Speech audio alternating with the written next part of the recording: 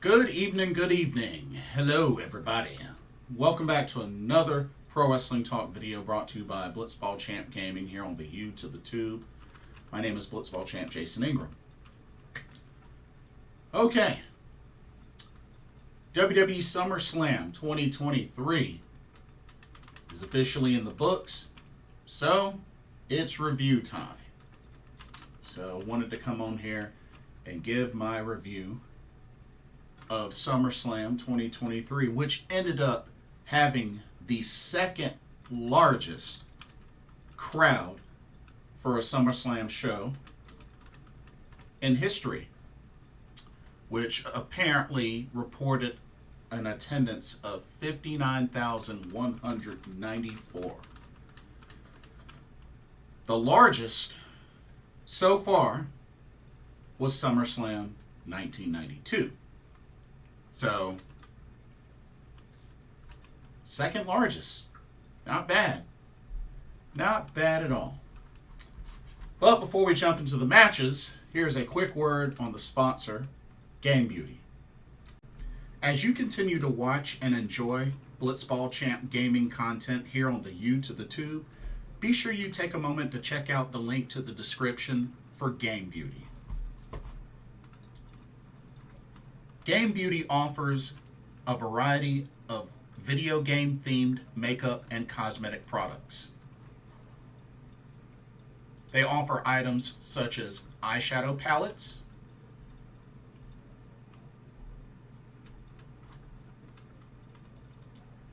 elemental pearl highlighters,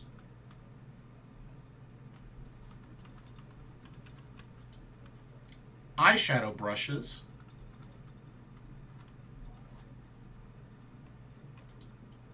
and even non-makeup items such as these graphic t-shirts. They also have collaboration items like this Persona 5 Royal Limited Edition makeup collection, as you can see here, which you can get it as a full collection, or you can get different bundles of this collection as well as different pieces separately. Also, Game Beauty offers free domestic and international shipping to most countries for orders over $60. And be sure to use the promo code Blitzball_champ, all in caps, and you can get 10% off of your order. So be sure to take advantage of that nice little discount.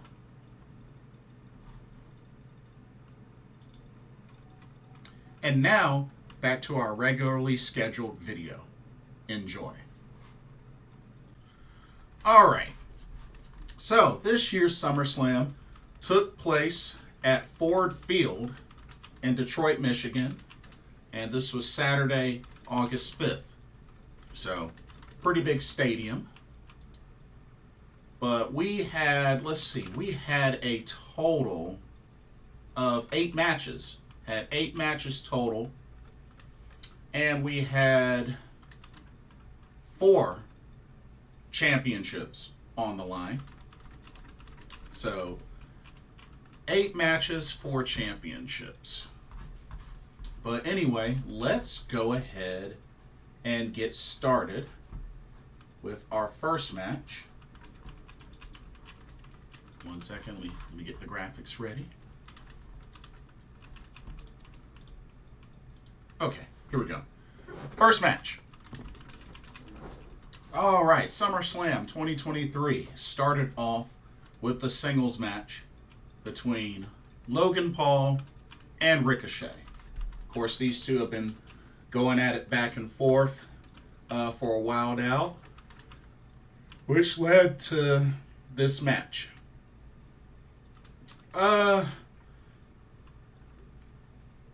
It was a pretty decent match, filled with a lot of high flying, as expected. I mean, these two have had high flying showcases between each other in previous times, but this was pretty much their first one-on-one match against each other. it was definitely back and forth. They put on a high-flying clinic. Even though I'm not a fan of Logan Paul, got to give the dude credit on his athletic ability. I mean, the dude can fly. I mean, I got to give him where credit's due. Ricochet is still my guy, you know, which I've known Ricochet since the Dragon Gate USA days, which is pretty much how I met him. But for the most part, this was a pretty decent match. I just find it kind of blah that Logan Paul had to use brass knucks in this match. I mean, he usually does his knockout punch and bam, that's it. But he had to use it with brass knucks. It's weird. It's kind of weird. He's usually able to lay out somebody with just a regular knockout punch. But this time around, I guess he had to make sure to seal the deal. But Logan Paul was able to take advantage of a distraction. Somebody came through, handed him a pair of brass knuckles. He knocks out Ricochet. Of course, this was after Ricochet missed 630. This was after he missed a 630. Clocked him, and then covered him for the 1, 2, 3, and Logan Paul picks up the victory over Ricochet. Which, if I remember correctly, I think this is only his second victory since he started competing in matches in the WWE. Because I think the only other victory he had was when he teamed up with The Miz. So, I mean, I guess they had to eventually give him another win. But it is what it is. If anything, I'm kind of glad they went ahead and got that match out of the way. You know? So, I just leave it at that. But, as far as the match itself, it was alright. High flying. Lots of it. Alright, let's continue. Alright, and then they transitioned to the next singles match, which was Cody Rhodes versus Brock Lesnar. I mean, like I said, this was a match that I really just wasn't hyped for because, I mean, this was their third meeting against each other. But at the same time, I'm glad they went ahead and got it out of the way. But, I mean, it pretty much went how I thought it was going to go. For the most part. Wasn't a very long match either. But, if anything, I'm just glad it's over with. And they got that match over with early. But, you know, Cody Rhodes tried to jump Lesnar and, you know, they brawled for quite a bit. Brock took him to Suplex City a couple of times. He ate a couple of disaster kicks and just, you know, when it was all said and done, Brock Lesnar, despite throwing Cody Rhodes out of the ring and, you know, trying to get the count-out victory, Cody Rhodes got the last laugh at the end as he hit Brock Lesnar with 3 crossroads and then covered him for the 1, 2, 3.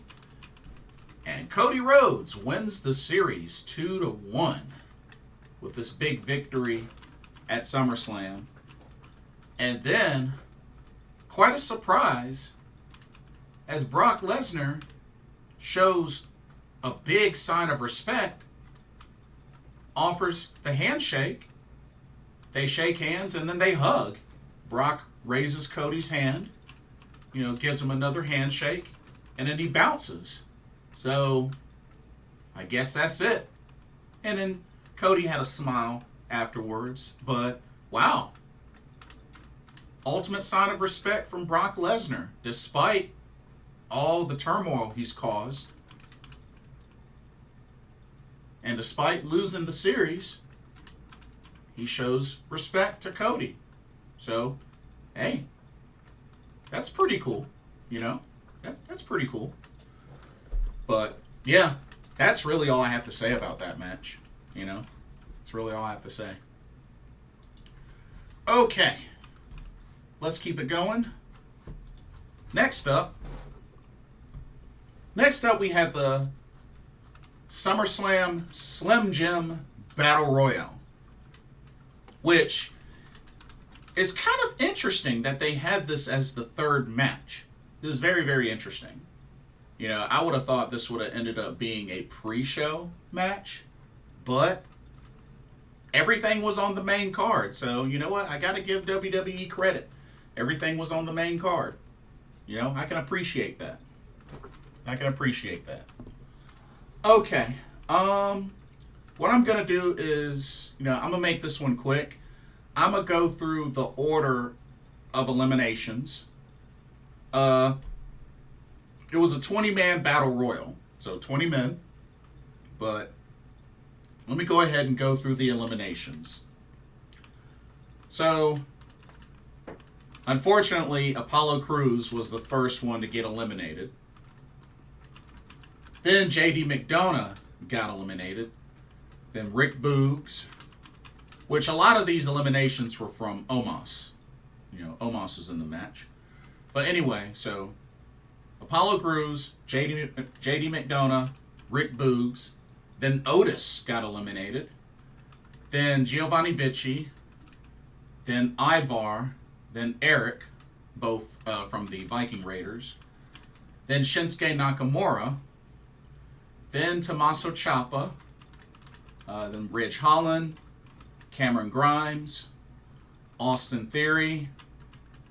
Santos Escobar. Ludwig Kaiser. Both Butch and Riddle both got eliminated at the same time. Then everybody left ganged up on Omos and eliminated Omos. Then The Miz. Then Grayson Waller. Then Karrion Kross. Then Chad Gable. And the final four came down to Bronson Reed, Sheamus, LA Knight, and AJ Styles. Okay, those were the final four. And then after, so from the final four, Bronson Reed gets eliminated, so it's down to Sheamus, AJ, LA Knight. Then AJ Styles gets eliminated. Of course, Karrion Kross helped with that, despite already being eliminated. So, the final two came down to Sheamus and LA Knight. LA Knight was able to eliminate Sheamus, and therefore LA Knight is your winner of the Slim Jim Battle Royal. My thing is this going to turn into something? Is there going to be some sort of reward, consolation for this? You know, because many figured by now that LA Knight would be in the title picture, or at least have a title match by now, but it hasn't really happened.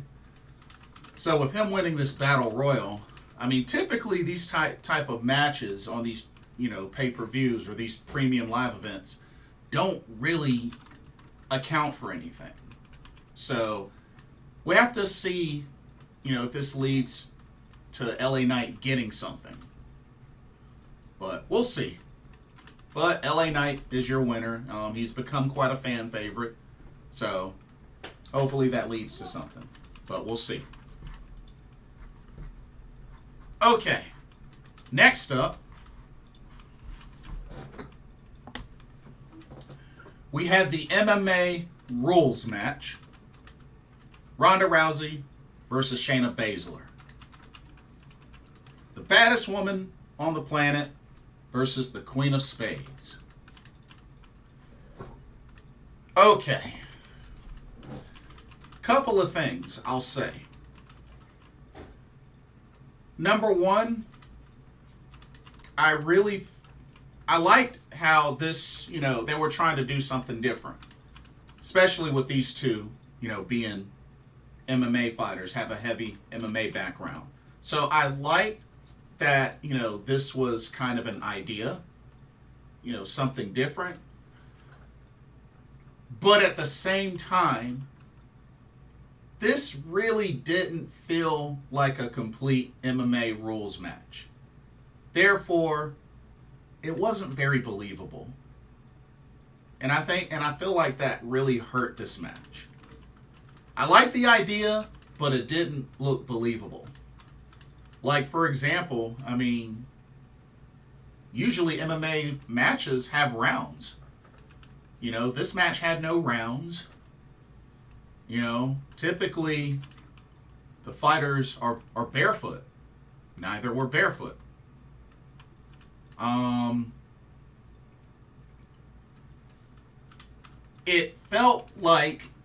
It really felt like just a regular wrestling match. Just, you couldn't win by pinfall or countouts or anything like that. You had to win via a knockout or submission. But it still felt like a regular wrestling match. They did do a lot of strikes and such. They did striking. There was a kick to the head, which, there was a knee to the face. There were submission attempts. Even had a point where the medical staff came in to check out Shayna. Nobody was bleeding or anything like that, so, there was that. But honestly, it just didn't really feel like a MMA rules match. Therefore, I feel like it was kind of ruined. Because it didn't feel realistic. Like, personally, I would have felt better if this match was like a fighter's pit. Kind of like how Matt Riddle and Timothy Thatcher did back on NXT. If they would have done something like that, I think it would have been better.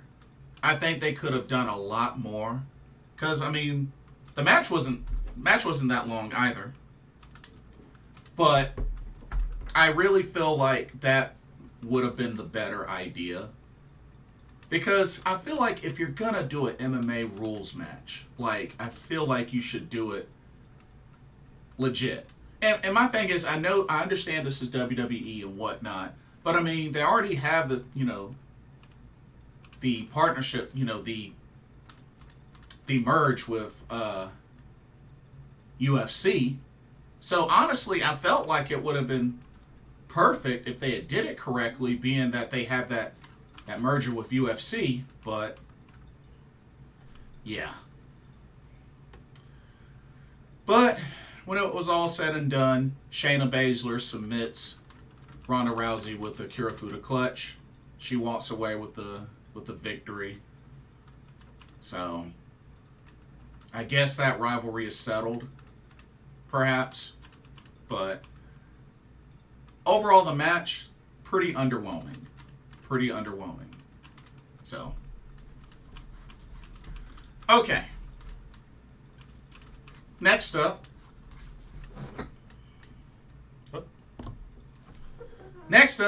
We have the Intercontinental Championship on the line. As the champion, Gunther defends against Drew McIntyre. Overall, pretty good match.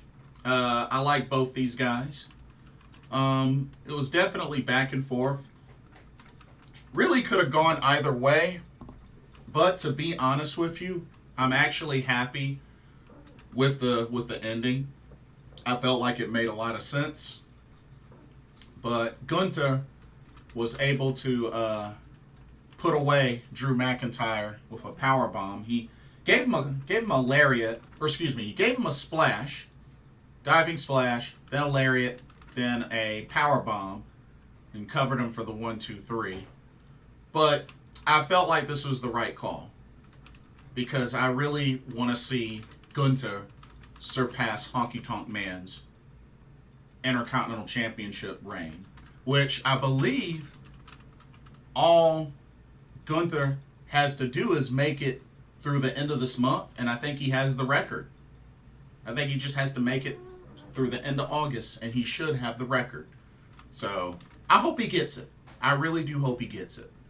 I really do. But I felt like that was the right call. So good stuff there on the Intercontinental Championship match. All right. Let's keep it going. Okay, next up we had the World Heavyweight Championship match. The champ, Seth Freakin Rollins, defending against Finn Balor. Now, of course, as far as the match itself, I mean, these two have great chemistry in the ring. These two know each other well. So I had no doubt they were going to deliver on the match itself. But I don't know. I was really kind of banking on Finn Balor winning this, especially with the loads of interference. But once again, Seth Rollins escapes with the last laugh as Seth freaking Rollins was able to put away Finn Balor after a curb stomp onto the Money in the Bank briefcase, and then pins him for the 1, 2, 3. Still some more dissension and miscommunication within the Judgment Day. And once again,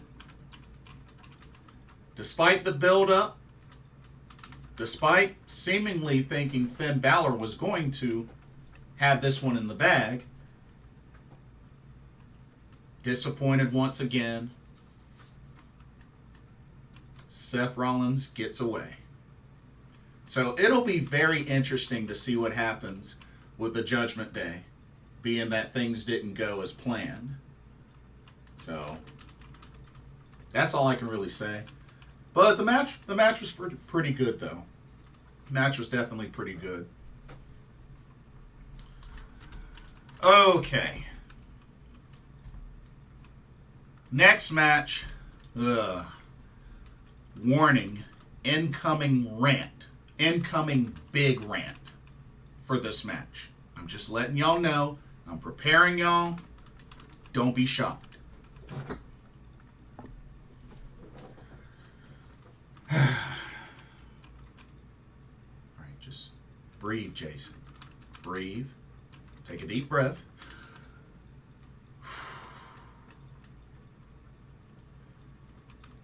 The WWE Women's Championship Triple Threat match. The champion, Asuka, defended against Charlotte Flair and Bianca Belair. Okay. The action in the match, was pretty good. All three of these ladies look pretty solid. I'll give it that.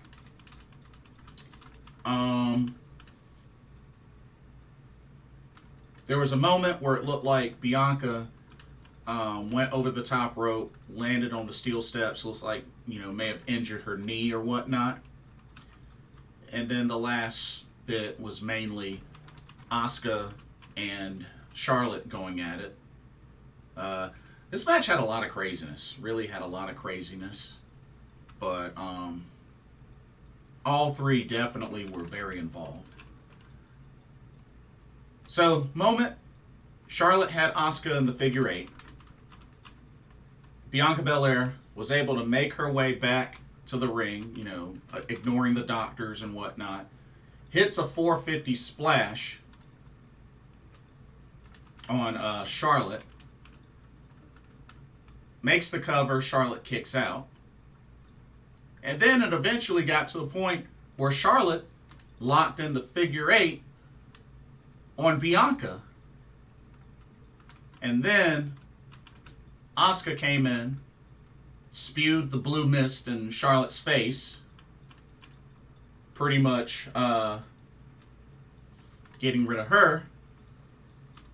But when she tried to take advantage, Bianca was able to outsmart her and pretty much roll her up kind of like in a small package, like kind of like a reversal small package, and got the 1, 2, 3. So she pins Asuka, and Bianca Belair is your new WWE Women's Champion.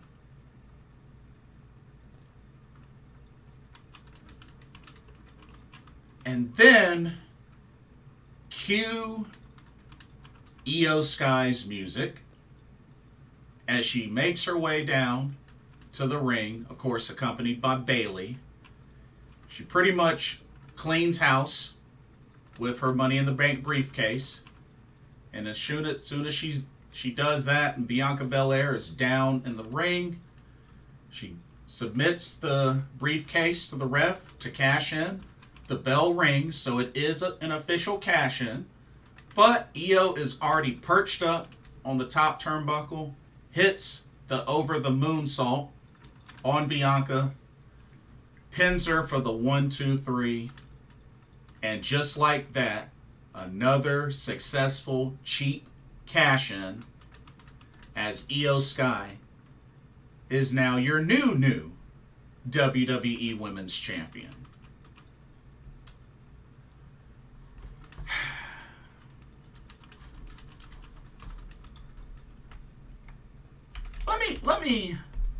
Let me do something. Let me explain something to y'all.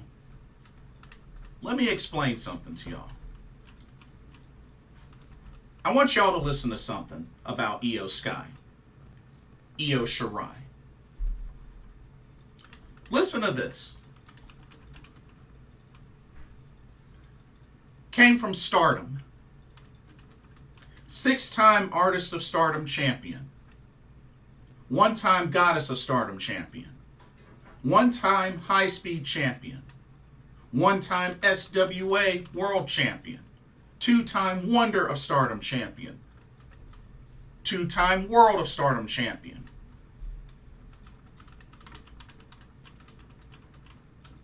Let's see. Was the winner of the 2015 Goddess of Stardom Tag League. Won the 2014 5-Star Grand Prix.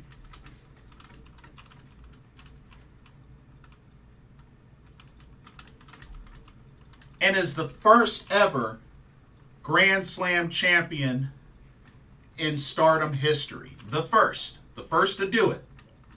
She's the first to do it. Okay?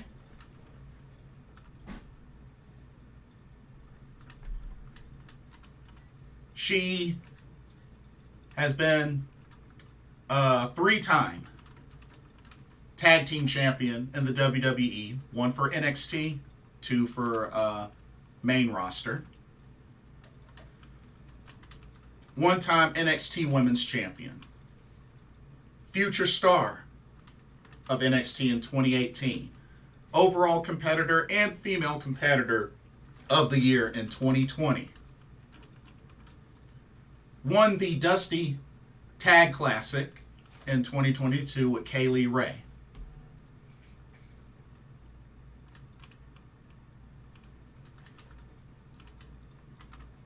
Look at all those accomplishments. Think about how she won all those.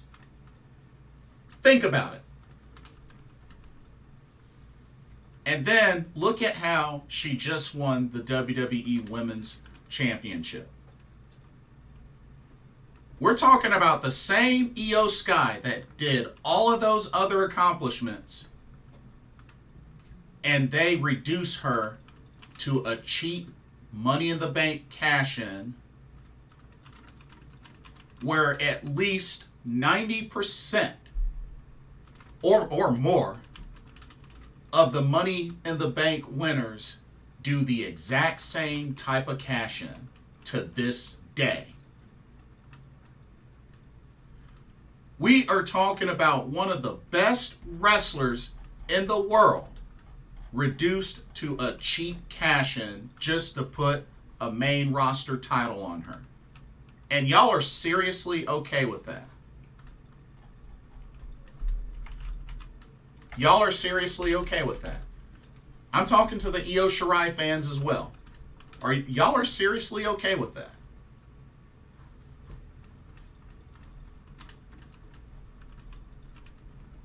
For those that have followed her, you know, for all these years, you know, ever since Stardom,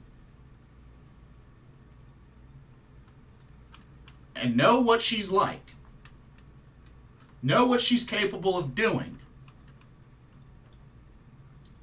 and y'all are okay with that result.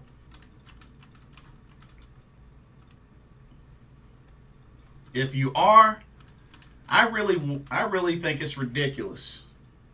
I really think it's ridiculous. You know, it's funny. I'll bring up another point.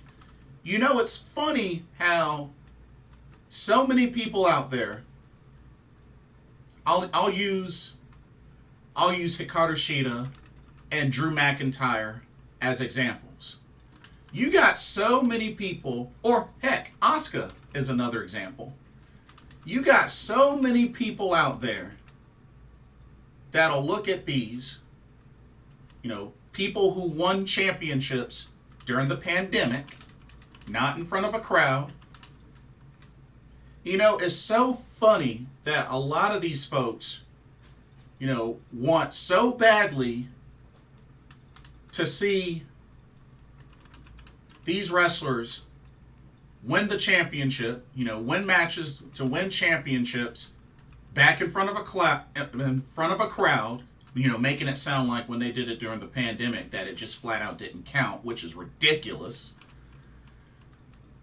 Y'all want that so badly, but yet y'all can't sit there and admit that these Money in the Bank cash-ins are cheap cash-ins. Can we at least admit that? Can we at least admit that? I'm just saying, y'all. I'm just saying. Can we at least admit that?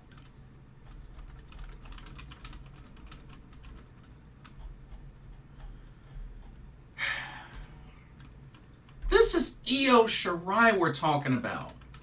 She shouldn't have to be resorted or reduced to a cheap Money in the Bank cash-in. And the thing that's bad about it is you look at a lot of these folks that have won the Money in the Bank, that have done the cash-in, you know, are really names, are names that really shouldn't have to do that. They shouldn't have to do that.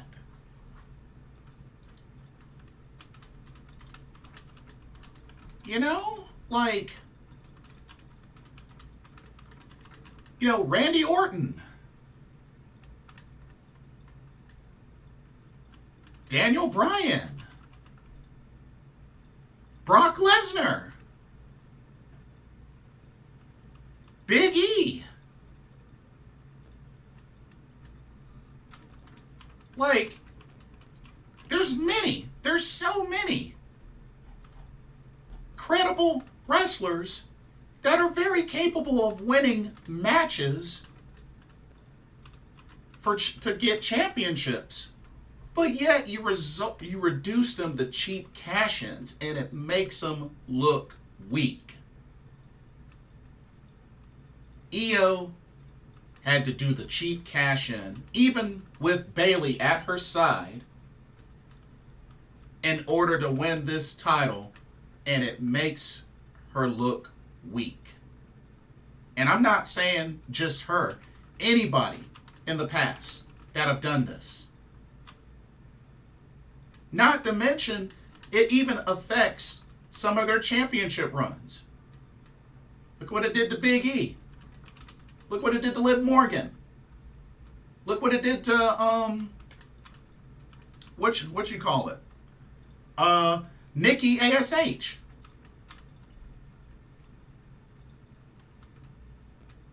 Look what it did to The Miz.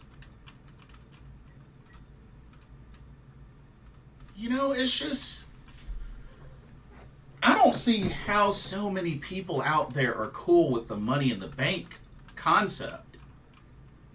It's the cheapest way to put a title on somebody. I really don't get the fascination with that. I don't. So what if Seth Rollins did the big cash-in at WrestleMania? It doesn't change the fact that it was a cheap cash-in. What difference does it make because it was on WrestleMania? That doesn't matter. It's the same action that 90% of the folks have succeeded with. Like, what part of that is so difficult to understand? Now, I'm not saying, like, if y'all like that sort of thing, that's cool. But can you at least admit that these are cheap cash-ins? Can you at least admit that? At least be fair and real about it and admit that these are cheap cash-ins. It's that simple. It's that simple. I mean, all the fans and whatnot can get, happy, excited. Well, at least she finally won the big one. But are you really satisfied with how it was done?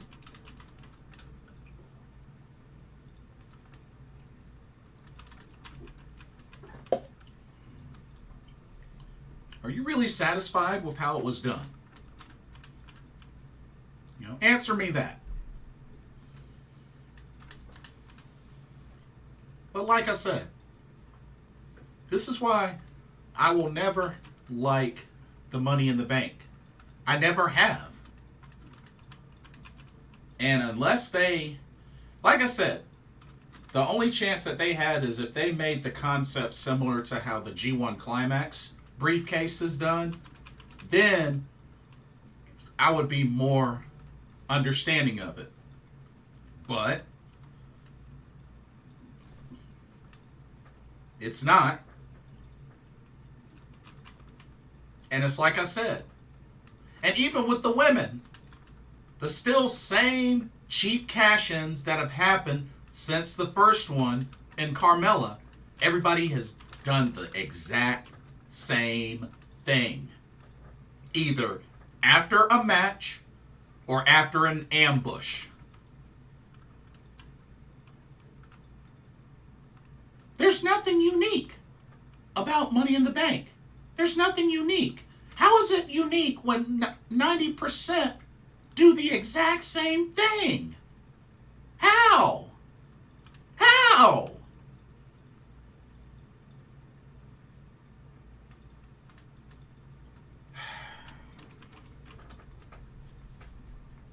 I've said it once. I'll say it again. I'll probably say it until I'm blue in the face. Money in the Bank is trash. Money in the Bank is trash. Money in the Bank is trash. Money in the Bank is trash. It's trash. It's trash. I love Skye. But she won the title on a cheap cash-in. And there's no other way of putting that. Because that's exactly what happened. And if y'all truly don't believe that, then you're greatly in denial. Plain and simple as that. Greatly in denial. Anyway, my rant's over with that. I'm gonna move on before I get even more angry. Okay. And then finally, the main event. Where's the graphic? Ah, here we go.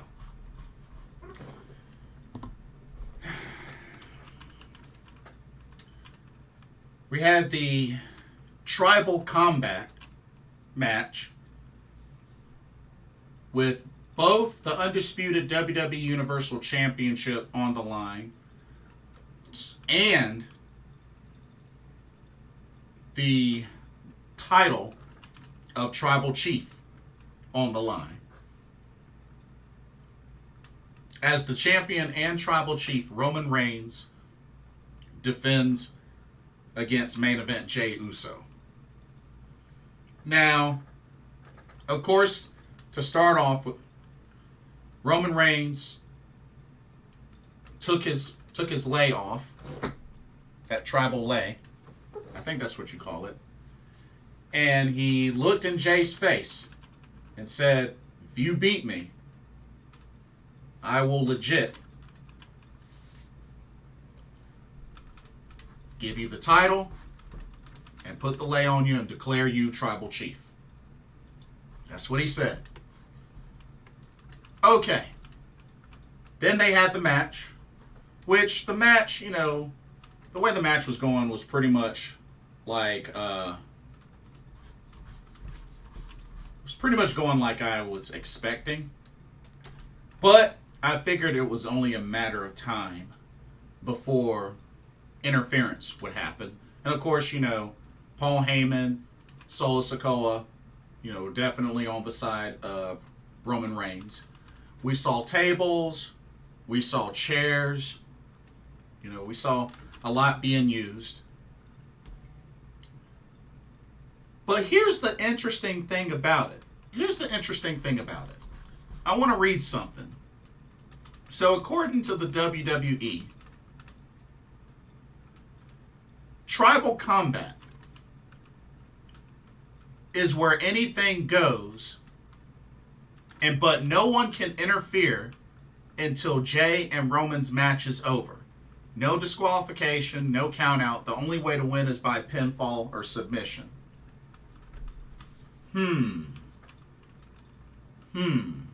That's weird. That's weird. Because not only was there interference from Solo Sikoa,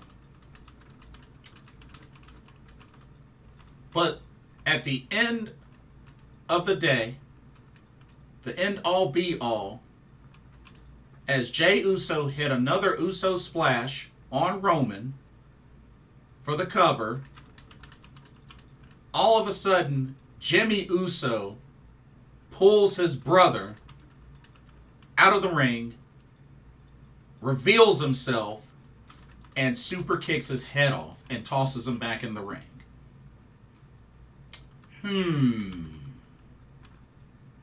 I'd say that the rules of this match were officially broken. Even before that, even with the Solo Sikoa interference.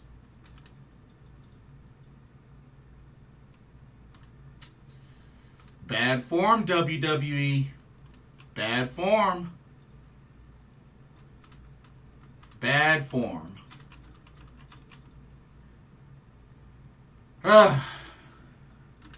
Roman Reigns gets the victory, spears Jey Uso through a table, covers him. Roman Reigns still your champ and still your tribal chief. And now this bloodline storyline is all over the place. To the point where now it makes no sense. It really makes no sense.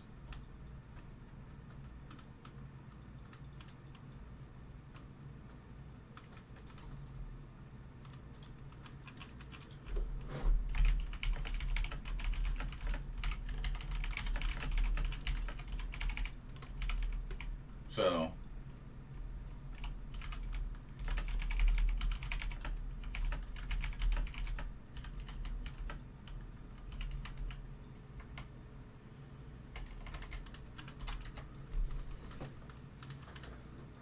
honestly,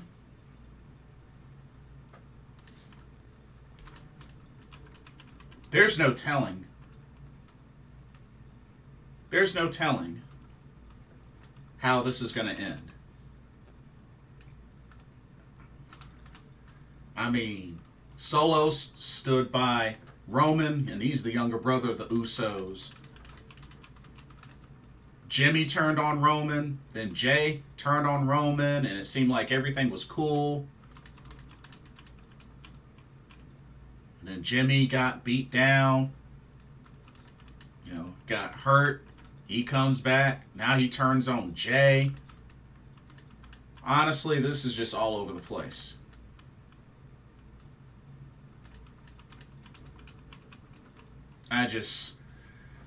Yeah, this storyline is all over the place. Once, I guess, many were saying that this was the hottest storyline going, and now it's all over the place. So, yep. Really, really bad ending. Really bad ending. So, it is what it is.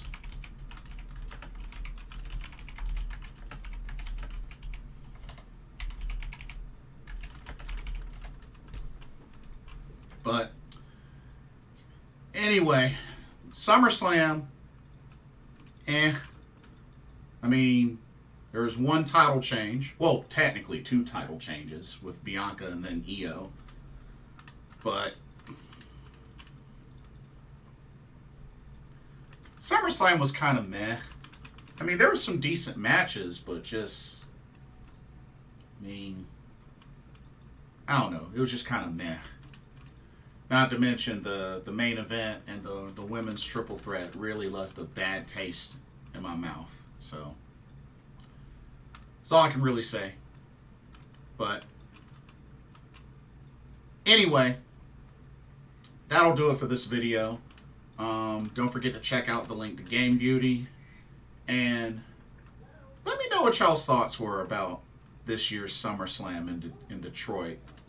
What'd you think of the card? Did you like it? What'd you think of the match outcomes? Yeah, and do you hate Money in the Bank as much as I do? Let me know. Like, comment, subscribe, hit that notification bell while you're at it. Thank you so much for watching. Hope you enjoyed the video. For another pro wrestling video brought to you by Blitzball Champ Gaming here on the U to the Tube. I'm your host, Blitzball Champ Jason Ingram. Hope everybody enjoys the rest of their day, and I will see y'all in the next video. Take care. Peace.